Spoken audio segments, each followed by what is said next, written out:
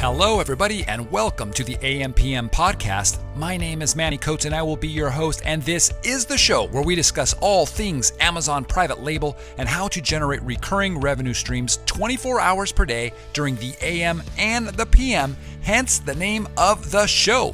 Get it? AM/PM podcast. As a matter of fact, I just flew into Las Vegas, and while I was sitting on that plane, I was making money. How cool is that? Pretty cool, I think.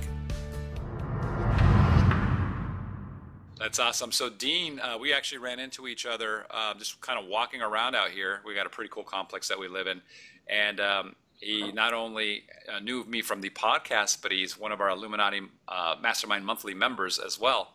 And we started talking about his business, where he's at, and figured it would be a great opportunity, you know, to kind of pick your brain and see where you're at with things and how you started, and just kind of let everybody know, you know, a little bit more about you, and maybe they'll learn a nugget or two here. You've been in Amazon now how long? So I first got involved in Amazon in mid-2015. That's when I launched my first product. Actually heard about what FBA, or Fulfillment by Amazon, was all about in the beginning of 2015. And, you know, it was such a great idea when I heard about it. I said, you know, why not start my own business? I was just kind of closing the door to a different venture that I was a part of, and then met actually a few people out here that were in e-commerce. And I just love the idea of having your own business run, you know, right from your computer, being able to travel. I mean, you know, same reason I think a lot of us get into it. Right. Yeah. And how long? So you started in 2015. How long before your first product was actually live? So I started like the development, looking for it and everything in March of 2015, and got it up and going in June. Kind of the end of June, so roughly, you know, around 3 months. And yeah, I mean, from there on, after the launch, it was just, you know, just kept going, had my hands full. And cool. So where, if you don't mind me asking, where are your sales right now? People are probably curious. What kind of sales volume does this guy do? Yeah, so this is, you know, coming into summer, and actually May is our probably second best month, obviously, besides Q4. But we closed right off at around 65,000 in revenue, obviously. And, you know, this month is looking to be right around the same, slightly lower. And then July, I know is going to, you know, obviously with Prime Day coming up, that's going to be a huge month as well. But averaging, you know, anywhere between 55, 65, and then Q4, you know, it's kind of a whole arena. It blows up. 65, that's good. You're crushing it. So, and that's off of how many SKUs? So that's between 2 products, and each product has 3 SKUs, so, you know, a total of 6. Okay. All right, cool. What kind of, do you mind saying what category you're in? Yeah, sports and outdoors. Sports and outdoors. Is it an outdoor product? I guess, yeah, sort of. Yeah, sort of, kind of. You know, it can be used all around, honestly. Okay, cool. So, how did you actually come up with the idea for this product? Yeah. So when I got involved with it, Jungle Scout hadn't even come out yet. Greg, you know, nobody knew who Greg was, but at that time, I was working with a group of guys, like I said, who were already fairly involved in e-commerce, and they were able to figure out how to scrape Amazon. So basically, you know, a scrape is just like what Jungle Scout does now. It gives you a database, you know, of different products. You put in the parameters that you're looking for, sales, reviews, all of that, and then it spits it out. Except it was, you know, it wasn't put as well as it is today. It was in an Excel file, and, you know, you had thousands of products just to kind of go through, and the ones that stood out, you know, that were possible, you know, as far as review count, okay, you know, that they have less than 400 or 500 reviews, you know, how was the BSR? We went from there, and then I can't even remember what the site was back then, but there was a site, you know, that just, you would put in the ASIN, and then it would start roughly showing you how many sales it was doing, you know, daily, and then obviously using Google Trends, you know, seeing the seasonality of it, and going from there. I mean, so it was still kind of like what we're doing today. It just wasn't all in one place. Like, you know, with virtual or with Viral Launch and Jungle Scout, you know, it's a lot easier to really find what you're looking for, but same concept.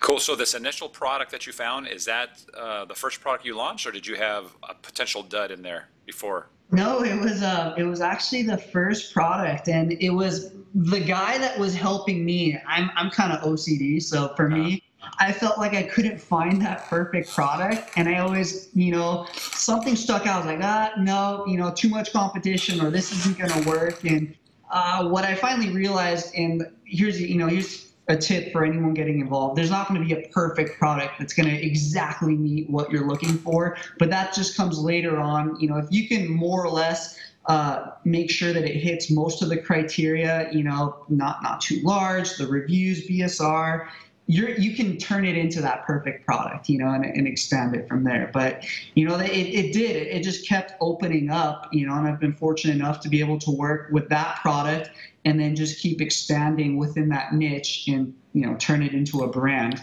okay, cool. So, and how much money did you start with to get this going? I started with about $10,000. 10 grand. Okay. All right. Yeah. So it's a good amount. So, Yeah, definitely had some, some room to play with. yeah, how would you divide that up? If you had to say I was splitting it up between inventory and shipping and marketing, what's the breakdown? I used, if I remember I know correct, we're going way back too, right? We're like 2015. it's What are yeah, we doing? it's been a while, but I think I used about half of it on my first batch of inventory, and then the other half on creating all the marketing materials, packaging, the inserts, really just perfecting it, getting a good product that was ready to go. We created a website too. At that time, I don't even think it was really necessary. I know today it helps a lot more with brand registry and all that, but that was just more kind of the icing on the cake with it. And, creating your images, I hired a couple of photographers who actually lived here, so it wasn't too expensive. A couple 3D renders, but so. Okay. How did you differentiate, or did you even differentiate on your first product? Did you just slap a logo on it and go with it? I was able to. The first one, it was for the category or the niche that I was in. Everybody was had the same thing, and I found something that had a slight variation that wasn't out yet. And so I went with that, which was great. It kind of gave me an edge to it. And then I quickly found a lot of things that I could improve on it too, to just make it better. And, speaking with my suppliers that, hey, I think this will help myself. It's going to help you. And so we definitely were able to improve it. But with that, because we're in the private label business, as other competitors, started noticing that, they got the same products too, and so, but luckily I had enough of a head start there where, I was able to just keep treading along. Okay. Are you the basically the leader in this particular product right now? Yeah. Sure. Definitely for the style of what we're doing, I would say. Like I said, there's different styles of it, and there's many, very strong competitors like that. So we've always, ever since I found that difference from the others, I've tried to stick with that and kind of brand ourselves as that person, that company doing it in that style. Okay, cool. So what are you doing now, if anything, to actually maintain that leadership for that particular style? So we're actually working right now. I purchased my first mold, which was quite pricey, but How much was that? It ran about 17K. So Wow. All right. it was, but it In the was U.S. or in China? in China. Yeah. In the US, it would have been almost double, I think, for some of the people I spoke with. And I myself thought that was really expensive. And then a friend of mine said, no, like you got it easy. I just spent like 30K. So I was like, whoa, okay. It adds up. But I think it's really necessary just for the brand and to be different. And within my niche, I just see the same people, coming in again. And there's one style where 30 people are doing it and they're all having great success, but it's like, why not then invest that money right now, do something a little different, see what everyone's doing and just make it better. And then, have a solid launch plan and everything and hopefully just completely dominate, Yeah. So that's really what we're doing now. Great. So that's one brand, right? Do you just have the one brand right now? Yeah, I mean, it's just kept me so busy, like I said, and I know there's different styles for people in private labeling. Some people, they do many different products and they'll take maybe less sales, but just over a large amount. Some people come in and it just kind of worked out that way for me. That wasn't my plan, honestly. I thought I was going to get in, do that one, then go maybe into something totally different that made sense. But it just happened to take off and I saw so much potential. So I said, why not, just keep expanding this. Right. So where's your mindset now? Are you thinking more in terms of expansion, going to other Amazon stores, leaving Amazon, or just expanding your current brand here in the US, or what's your mindset there? Yeah, so I've had, I think right now it's creating a Shopify store as well.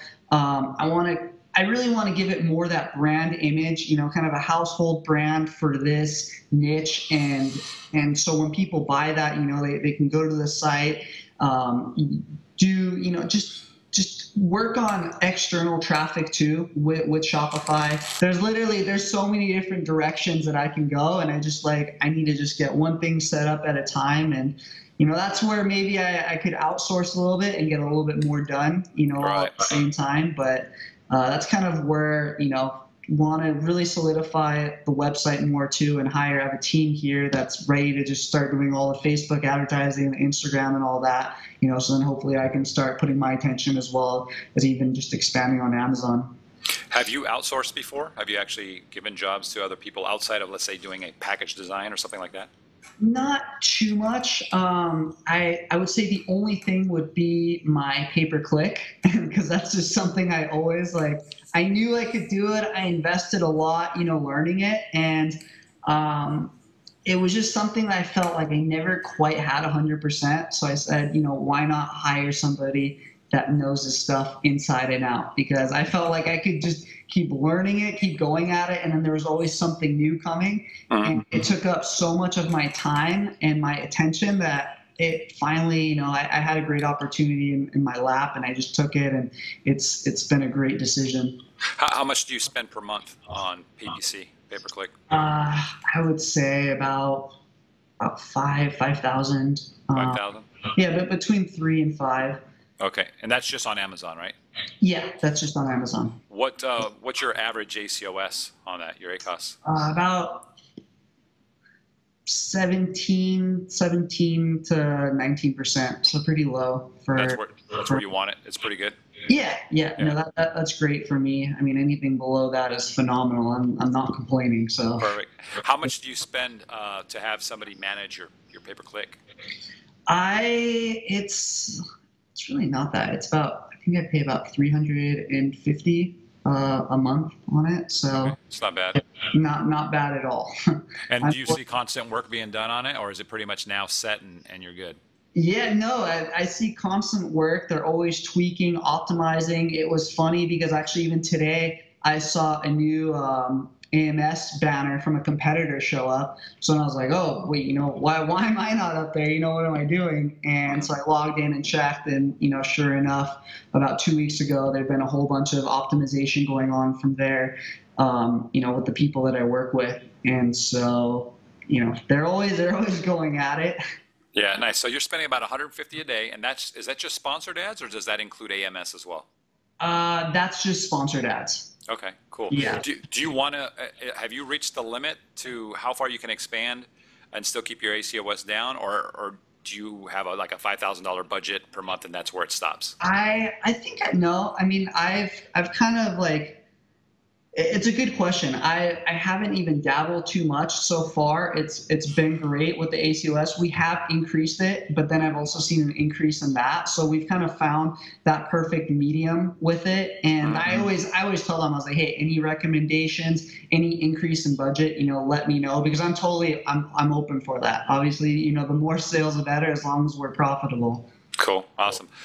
Where do you source your products? Are you getting it in the US or in China or somewhere else?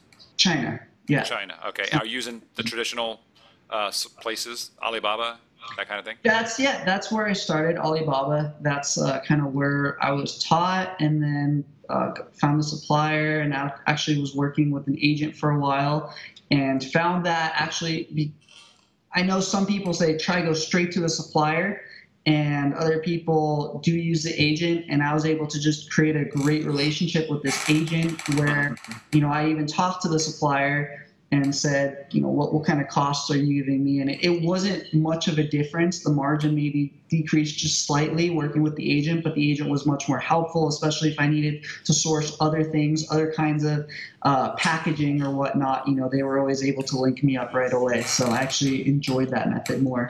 Do you find that the level of English when you're speaking with a sourcing agent is better than when you're dealing directly with the company, the factory? Yes, definitely. Yeah. It's some of the English has been so broken. I'm just like, sometimes things don't really come across, what you had intended to say, and then, right. You don't get the result you're looking for. So that's also, a positive note working with an agent.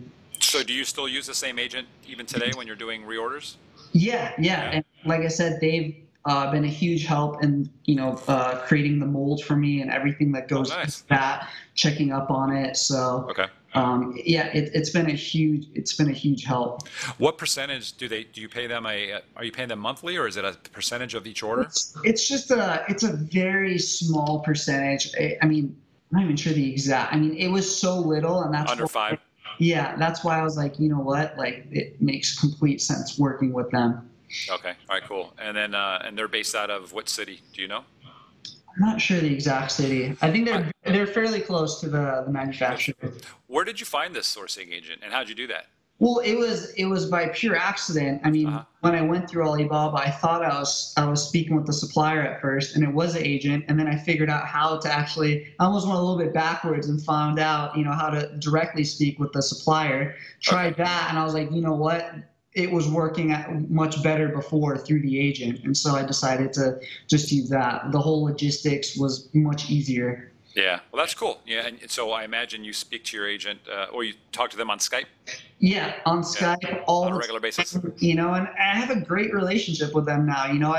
I'll even ask them sometimes, hey, what's your opinion? What do you think? And so they'll kind of like talk to me, and I make sure to not, to always compliment them, see, how are they doing, just to always build that relationship more and more. And hopefully, I think I'd love to go and visit, out there. I think that's, from what I've heard, that always just all the benefits that come from that are enormous for your brand and working, on that long-term relationship.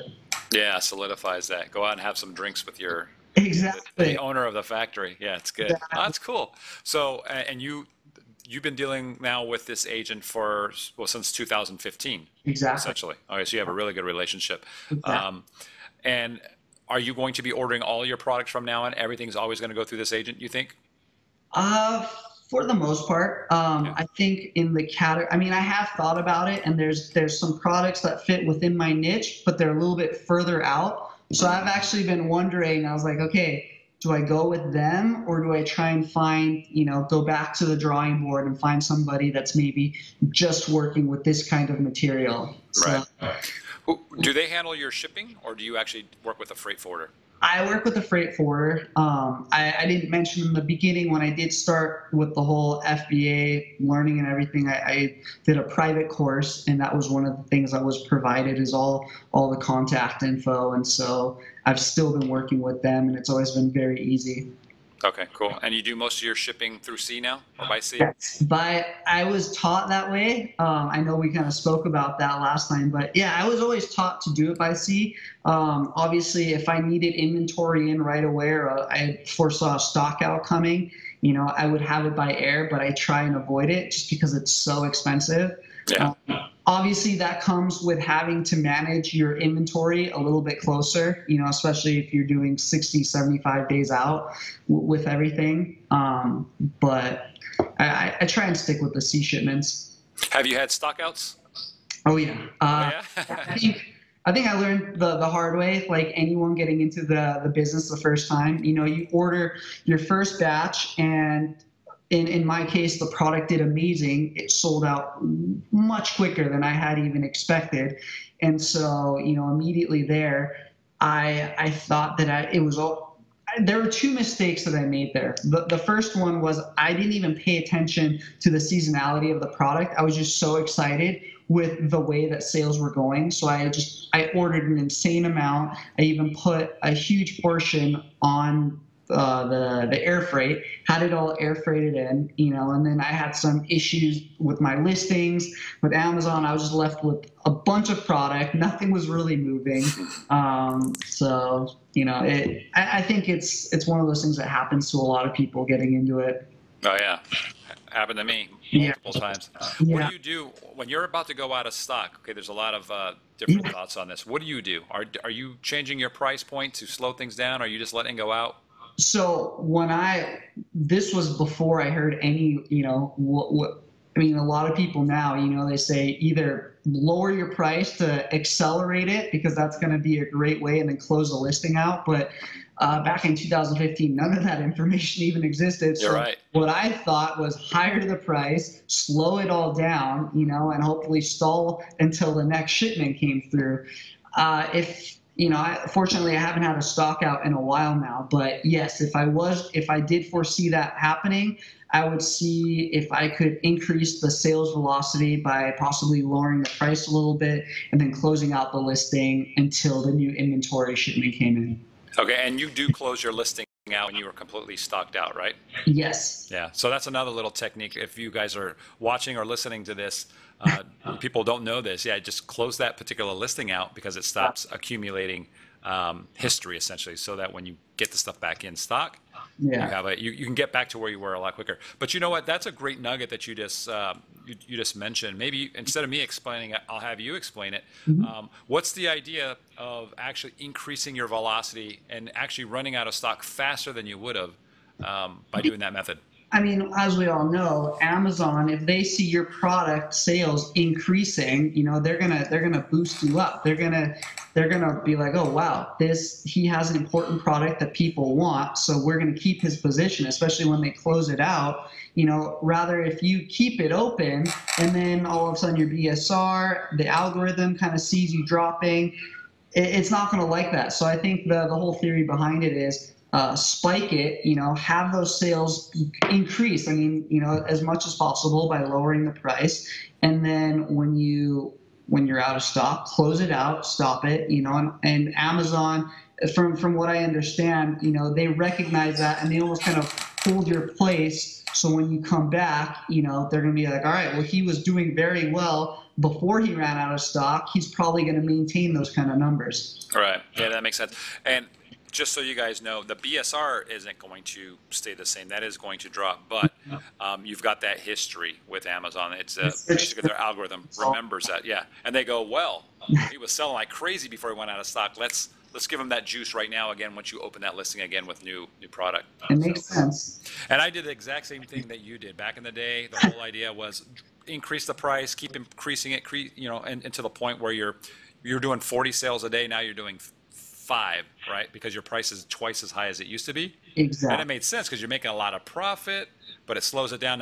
Now think about this logically, guys. When you go out of stock, your conversion rate is so bad, right? Because you've increased your price point to a point where now only 1 out of every 10 people are buying, right? Because that's what you're trying to do. You're trying to slow down your sales. That when you come back into stock, Amazon's going, wow, this product has a crappy conversion rate. We're not going to give them any traffic. And you tried it. Now you got to lower your price even lower than where you were at before to try to come back.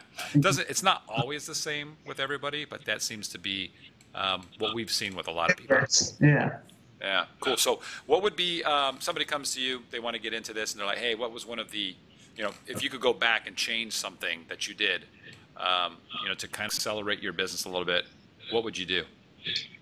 I think a really big software key point that I found, and I was going to talk about this too when it comes to inventory, is obviously cash flow is everything in this business. Being able to expand, but not using more than you need as well. And so like when I got, like I was telling you, I ordered way too much at one point because I saw, what was happening. And then I realized I just kind of came to a complete stop. So I used, one software that forecasts all of my inventory, and it has a great algorithm in there.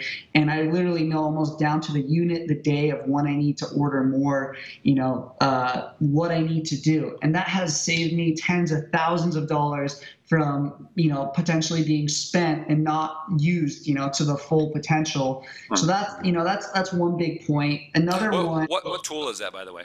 That's Forecastly. Forecastly. Okay. Yeah, I've been using that for about a year, and it has helped me immensely. Cool. And another tip, of just getting involved when you're coming in is be resourceful, and always. I mean, that's the whole reason why I know of you and your podcast, was because even though I was doing one course with the people currently here, I was always looking on Facebook, actually networking, what's going on. I found Scott Volker, and his podcast. I got some great value there. And I think that's either I found you or Kevin on there. And I was like, that really, kind of stuck out to me. And then I looked you guys up and I found your podcast, and that was really what I was looking for. And even some of the people that you've had interviewed there, I've given great information, and I know they've had their own courses too, and I've done that. So, don't be afraid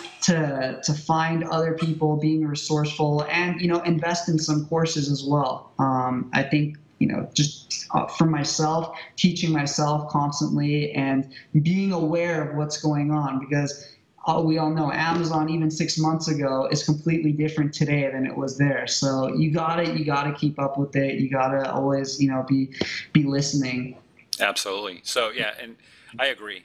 Podcasts alone, we've got over 100. There's other podcasts that have over 100, and if you just consume those things, I used to play them. I used to say all the time when I was doing my podcast in the beginning, I'm like, guys, I'm absorbing any kind of audio I can, whether it's a podcast or a webinar that I've downloaded to an MP3, and I play it at 2x. If the guy was in a really fast speaker, 2x, I would listen to it, 1.5x otherwise. When I was working out, even if it was a short podcast, I'm gonna sound like such a weirdo, but I had one of those little suction speakers in this, to put in the shower.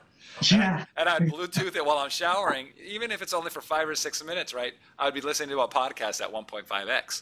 That's great. And so I was always learning, and I think you kind of you hit the nail right on the head. You've got to invest, if not money, at least your time, and learn as much as possible. And then once you get to a point where you're doing, 70,000 like you are, 100,000, whatever it's going to be, moving on, invest in some more advanced stuff. And I know that you're part of our monthly training with Illuminati. Exactly. And we were talking about this last time. We were doing this.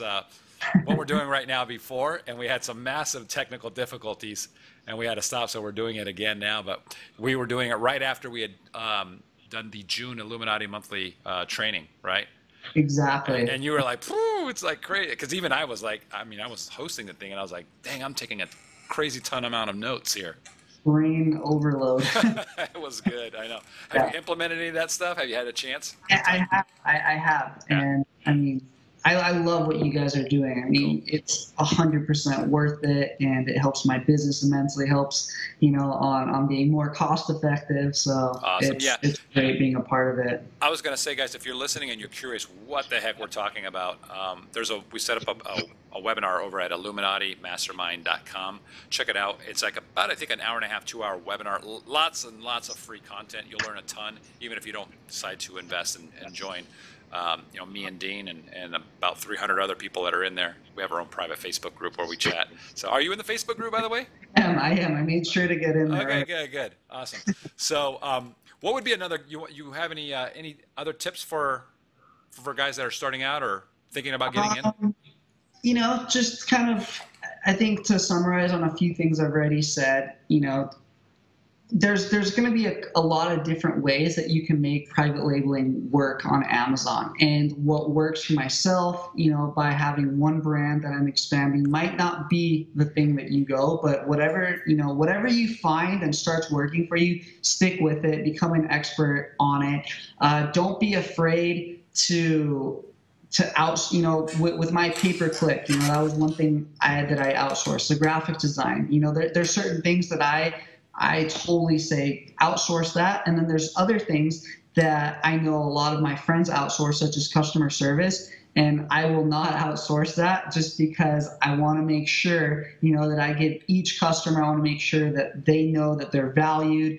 And because I always know that if you treat them right and they really see how you deal with them, they're going to come back. And I get that response so many times. They're like, wow, I've never experienced this kind of customer service. I'm a customer for life. Thank you. And I think that goes so far. That's awesome. And so you use, what kind of program are you using to follow up with people via email? Honestly, right now, I just have it linked to, I have some inserts, if they do have any issues, contact us on the website. I'm not sure if that's completely TOS related or compliant, but, I have a lot of people come there. And then even just the regular, contacting through Amazon, if they have any issues and working on there. There are a couple software programs that I'm planning on implementing into the site, I think, to make it a little bit easier with the ticketing system. But, right now I've just kind of been doing it through the email, and everything gets filtered right into there. Okay. And are you using like a Feedback Genius or some kind of service? Okay. As far as a follow-up, yeah, I definitely, I've used quite a few of them, honestly. Yeah. Which one do you like? What's your favorite? What are your top two? I would say I started with Feedback Genius and SalesBacker, and now I'm using Brian Burt's one, Overgrowth. Okay. And, I've been liking some of the things that they're doing a lot. There's some cool new features that I haven't found in the others. I think they all work great. Honestly, I think it comes more down to what is the message that you're trying to convey in there, and how you're going about it. They all work great. But yeah, so far his software has been really cool. With some of the things that I can do design and conceptually wise in there. So awesome, cool. And how many hours would you say? Because I'm thinking about this because you say you're answering all the customer support and everything, but in a given week, how many hours do you work on your Amazon business?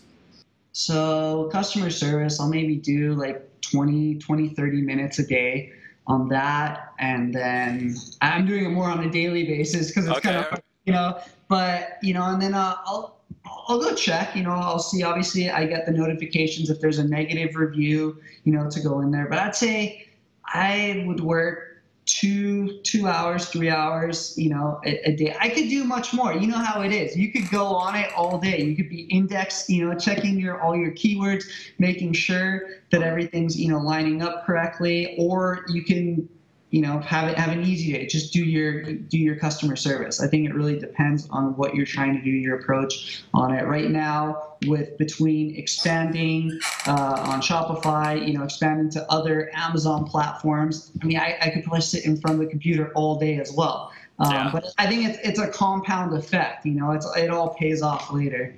Yeah, for me, it seems like learning takes up a big chunk of my day because I want to try to find at least one nugget in whatever it is that I'm doing, whether it's listening to somebody's podcast, which I haven't done in a while. That's one thing I want to get back into because there's good people out there. And I started out same as you, with just trying to consume as much free information that was out there. The podcast, I think the only major one that was related to Amazon was Scott Volker. So I was listening to his stuff, and yeah, just trying to absorb all this content every single week because there's so many webinars, there's so many different pieces of training, whatever it might be.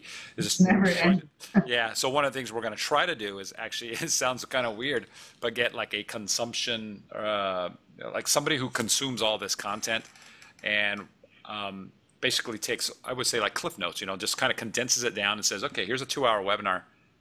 This is the best 10 minutes of it. And that's helpful. Yeah, and just have those people actually going through and doing 20 hours worth of training a week, and then giving me like 1 hour worth of training. So we're gonna see how that works. Sign me up for that. Yeah, I'm in for that. So cool. So you got a full-time salary, more than that. Okay, you're about to break 7 figures per year. It sounds like here, and with Christmas you probably will. But you're doing it on a part-time job type basis. It sounds like you're working maybe at most 4 hours a week or a day. Yeah, totally. It's pretty cool. What's it going to take to get down to the what is it? The 4-hour work week. Oh yeah, Yeah. exactly. What would it take? Can you do that? Is it even possible? I'm sure it's possible. We'll have to call Tim Ferriss, see what tips he has. Yeah, I'm like, how would I do that if I were to try to chunk this down to where I only had to do 4 hours a week, right? So less than an hour a day.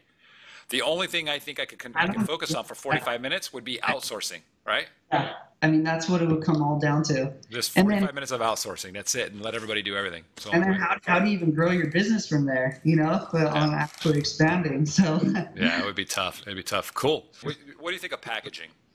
okay, that's actually perfect. And you had just covered this, I think, about 2 weeks ago in the AM/PM Facebook group. But I think packaging, investing into a good graphics designer, so many people, they try and skimp, that part of it. They want to get as much profit as possible, and even spending an extra 30 cents on creating a better package, they don't do it. And I think a lot of the success of my product was something I always took serious. Whether it was the images that I put up on Amazon, I tried to I do a lot of 3D renders more than the actual photography, but I had made sure to find the best guy. Even if he was very expensive, I knew that would pay out tenfold. The inserts, that's something I'm working on that new mold right now. I'm being so much more meticulous than what I was even doing before, making sure those directions are, just spot on. It's just like when you receive for any of you Apple users, when you get that packaging,